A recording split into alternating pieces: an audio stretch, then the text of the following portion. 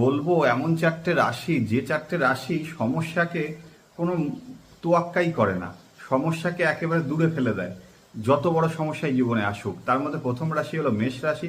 তাদের জীবনে একাধিকবার সমস্যা আসে, তারা একাধিকবার সেই সমস্যাকে মানে কোনো কিছু তোয়াক্কা না করেই সে তার লক্ষ্যে ঠিক চলে যায়। 2 নম্বর রাশি রাশি হলো মিথুন রাশি। সেই মিথুন রাশির ক্ষেত্রে দেখা গেছে তাদের বুদ্ধির জোরে তারা কিন্তু যথেষ্ট আগিয়ে যায়, তাদের কোনো সমস্যা কোনো সময় আটকাতে পারে না। 3 নম্বর রাশি হলো কন্যা রাশি।